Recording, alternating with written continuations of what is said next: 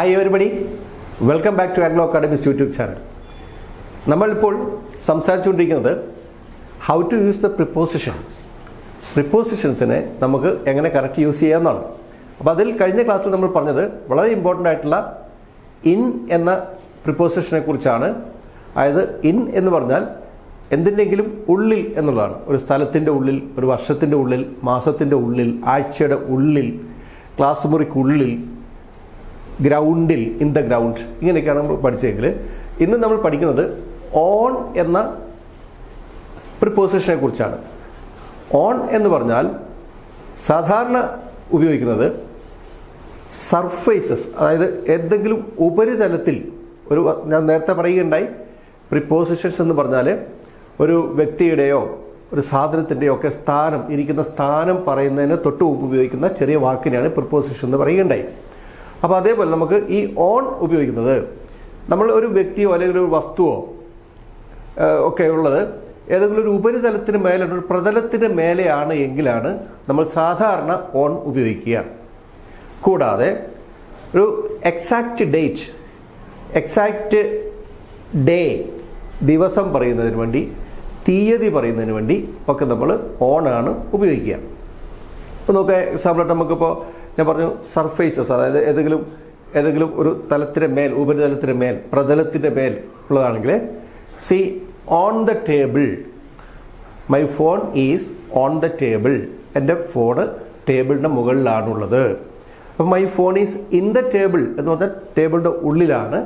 My phone is on the table, phone ടേബിളിൻ്റെ മുകളിലാണ്. The fan is on the wall, the fan is on the wall, വാളിൻ്റെ മുകളിൽ, വാളിൽ, ചുമരിൽ ഉള്ള, ഭിത്തിയിൽ ഉള്ള സംഭവം, on the wall. On the roof, the ceiling fan is on the roof, the ceiling fan is on the roof, ceiling fan ഉള്ളത് റൂഫിൻ്റെ മുകളിലാണ്. അതേപോലെ on the floor, on the floor, ഒരു തറയുടെ മുകളിൽ, on the floor. On the road, റോഡിൽ. അപ്പോൾ in the road എന്ന് പറഞ്ഞാൽ നമുക്കറിയാം, റോഡിൻ്റെ ഉള്ളിൽ മെറ്റിലെ കല്ലൊക്കെ ആണെങ്കിൽ അത് നമ്മൾ ഇൻ ദ റോഡ് എന്ന് പറയില്ല, നമ്മൾ പറയും ഓൺ ദ റോഡ് എന്നാണ് പറയുക, റോഡിൻ്റെ മേൽ. അതുപോലെ നമ്മളിപ്പോൾ ഒരു TV പ്രോഗ്രാം കാണുന്ന, അല്ലെങ്കിൽ ഫേസ്ബുക്ക്, വാട്സപ്പ്, ഇതൊക്കെ നമ്മൾ പറഞ്ഞ് on Facebook, on TV, on WhatsApp, ഈ തരത്തിലാണ് കാണുക. കാരണം നമ്മൾ ആ പ്രതലത്തിന് മേലെയാണ് നിങ്ങൾ കാണുന്നത്. ഓൺ ദ പേജ്, ഇപ്പോൾ ഇൻ ദ പേജ് എന്നല്ല പറയാം. ഇപ്പോൾ നമുക്ക് second page in the second chapter, on the second page in the second chapter എന്നാണ് നമ്മൾ പറയേണ്ടത് ഓൺ എന്ന് പറയുമ്പോൾ. ഇനി നമുക്ക് നോക്കൂ, on that file, in that file. On that file എന്നാൽ ആ ഫയലിൻ്റെ മേൽ, ആ ഫയലിൽ നിങ്ങൾ എന്ത് തീരുമാനം എടുത്തു. Where did you keep that form? I kept that form in the file, ഞാൻ ഫയലിൻ്റെ ഉള്ളിൽ. അപ്പോൾ ഇൻ ദ ഫയൽ എന്ന് പറഞ്ഞാൽ ഉള്ളിൽ നിന്നും, ഓൺ ദ ഫയൽ എന്ന് പറഞ്ഞാൽ ആ ഫയലിന്മേൽ, അതിൻ്റെ കാര്യത്തിൽ, ആ കാര്യത്തിൽ എന്ത് തീരുമാനം എടുത്തു എന്നാണ് ഓൺ ചോദിക്കുക. അതേപോലെ ഞാൻ പറയുകയുണ്ടായി, എക്സാക്റ്റ് ഡേറ്റ്, എക്സാക്റ്റ് ഡേ, ഒരു കൃത്യമായ തീയതി, അതേപോലെ കൃത്യമായ ദിവസം, ഇതൊക്കെ പറയുമ്പോൾ നമ്മൾ ഓണാണ് ഉപയോഗിക്കുക. On Monday, on Tuesday, on Wednesday, on Thursday, on Friday, ഇങ്ങനെ ഓണാണ് നമ്മൾ ദിവസങ്ങൾക്ക് ഉപയോഗിക്കുക. അതേപോലെ ഡേറ്റ് പറയുമ്പോൾ കഴിഞ്ഞ ക്ലാസ്സിൽ ഞാൻ പറയുകയുണ്ടായി, ഇന്ത്യ ഗോട്ട് ഇൻഡിപെൻഡൻസ് ഇൻ 1947.